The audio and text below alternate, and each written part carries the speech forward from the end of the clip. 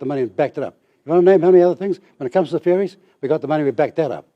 Where others talk, we act. So exactly what? No other party's got a record like ours in terms of doing things. What will this survey entail exactly? It'll find out exactly how wealthy this country could potentially be.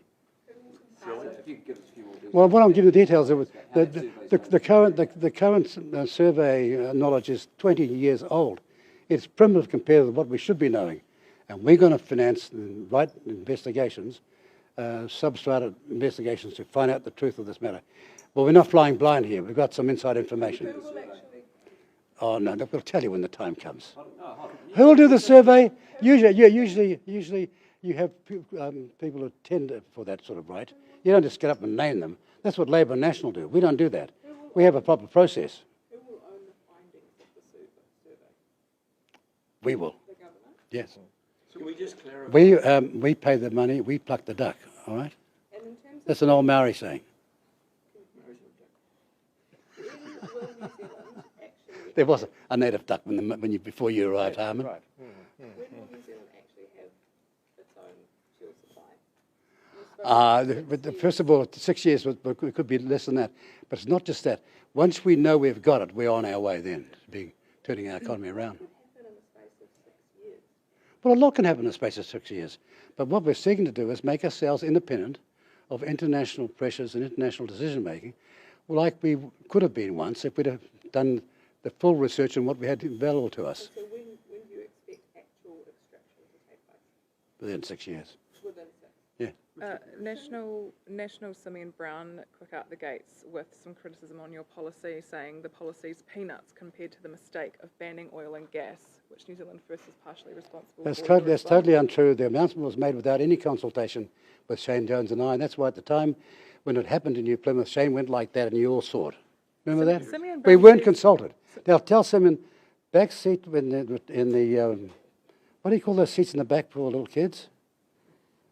Booster seat. Yeah, well, booster seat comments are not going to change what's going to happen in the future of New Zealand politics. Saying Simeon Brown, Booster seat politics, booster seat advice is not going to change this campaign. saying Simeon Brown needs a booster seat. No, you don't need. You can do your own interpretation. Mr. Peters, in Norway, there's still high taxes and things are expensive there because a lot of that sovereign wealth fund is set aside for the future so they don't burn it through too quickly. Is Yes. that the same system you're looking at, or is this a... No, and of course we're not talking about the same tax system. We're not talking about the massive social welfare system they have.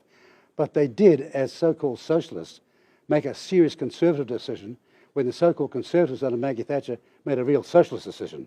See the paradox there? We're not going to make that mistake. Who are your advisors on this policy? Oh, geniuses. Such as No, we've had a variety of people create advice for us. Winston and I were involved in the original decision to allocate $200 million. That was several years ago. That was to shore up the efforts in Taranaki, but it's become evident to him and I that it's an insignificant sum. Those of us who have met with people from overseas, they want to see the quality of the quantitative geological data. We want to see the big rigs coming down here, co-investment with the Crown. So there's no shortage of people who can create advice, but in the absence of high quality information, it gets a bit difficult. Has anyone from Greymouth Petroleum advised you on this policy? Greymouth Petroleum, the Todd group, they belong to a peak body who I meet with 4 times a year. Who's that?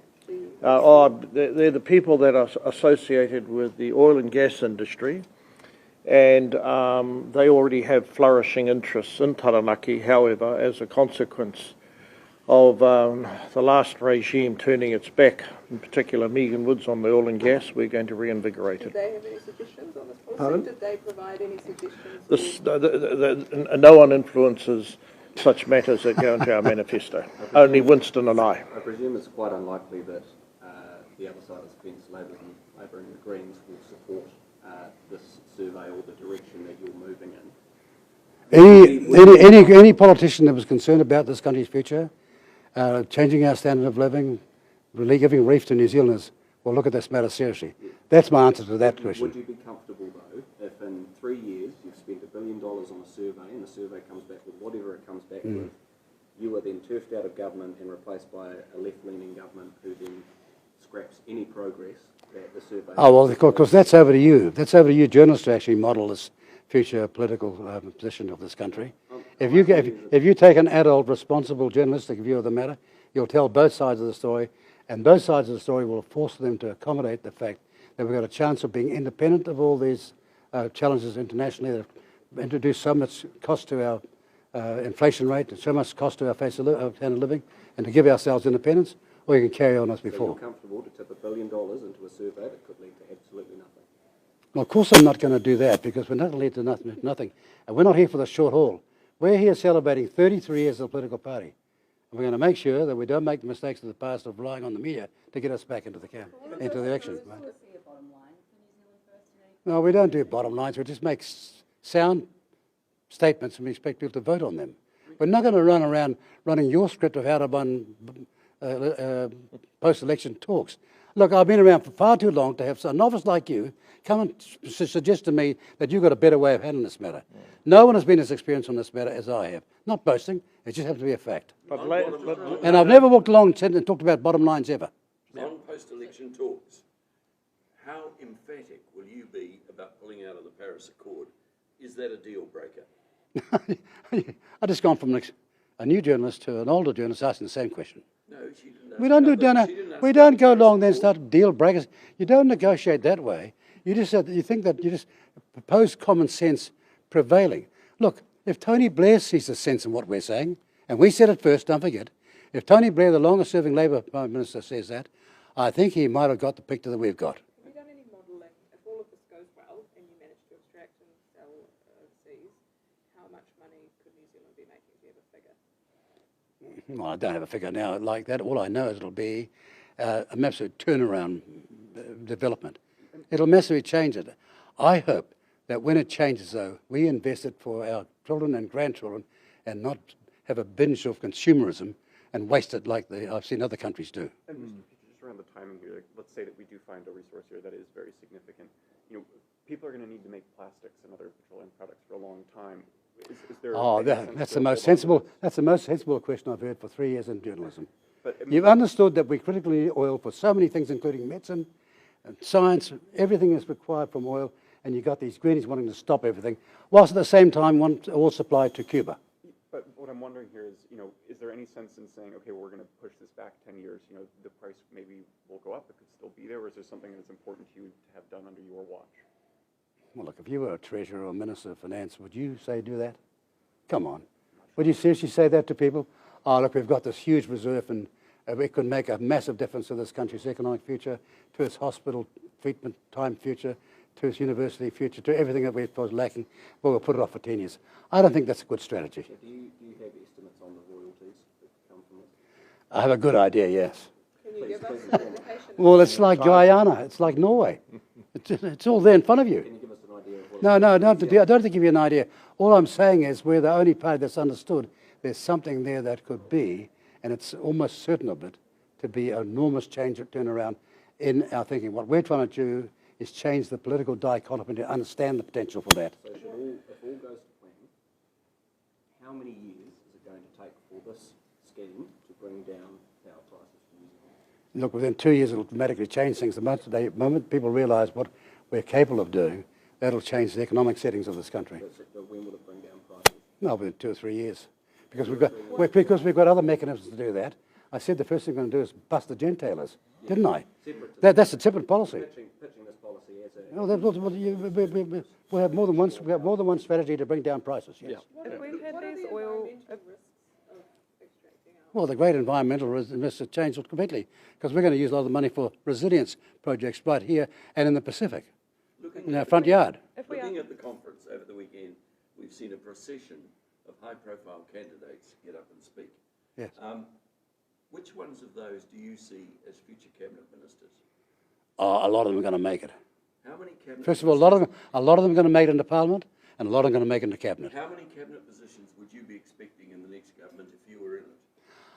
Mr. Harman, I'd love to tell you, but I'm keeping that to myself. Stuart Nash has said that you've told him he would get a cabinet position. Why can't you say who else would get a cabinet position? Because I'm in charge of New Zealand First at this point in time, and while I'm there, I'm keeping this to my party. Now, if you want to sign up and become a member, you might find out about those things. But you're not going to be standing on the outside asking illegitimate questions on the inside. No, it's not annoying. No, it's not annoying. Well, would you expect somebody that's a serious minister, highly competent, not to be a serious minister again? We're going to hit the ground running, and as Dr. Wilson says, I'm going to keep running. Didn't he get sacked as the cabinet minister? Did he get sacked for breaching the cabinet manual? To be reappointed? Yes. All of them? Yes. Well, in our party, not the other ones. They're going to be in trouble. Who would you get rid of? In the other parties, you don't expect me to answer that question, Harman, do you? I do. No, you don't. Just back on the oil, You don't expect me to answer that. You don't expect me to answer that question.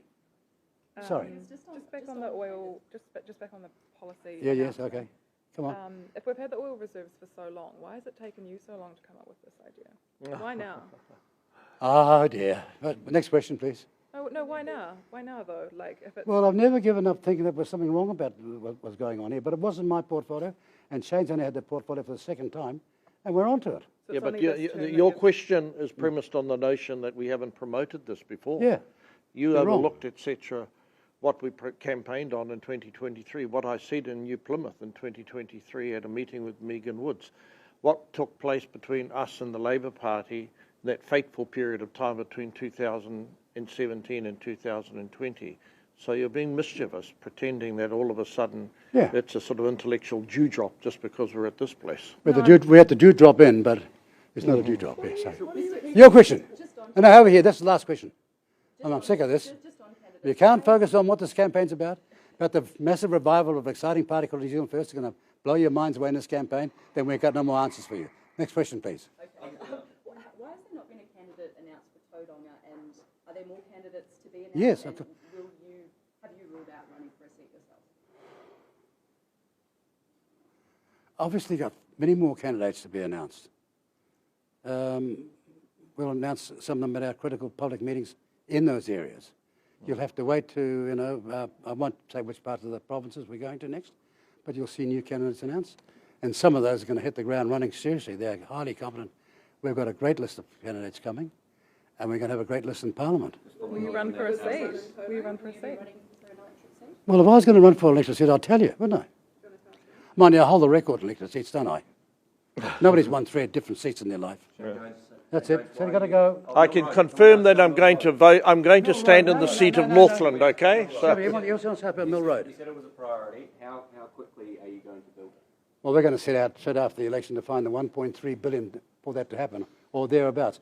But we're going to make sure that in a cost-plus exercise, we're going to do what we've done with the ferries and with the Kiwi Rail. We're going to make sure we get the costs right. You've been part of a government that's basically kicked it into the long grass. No, excuse me. We were not consulted about kicking. We were not consulted about kicking in the long grass. So That's not a truth at all.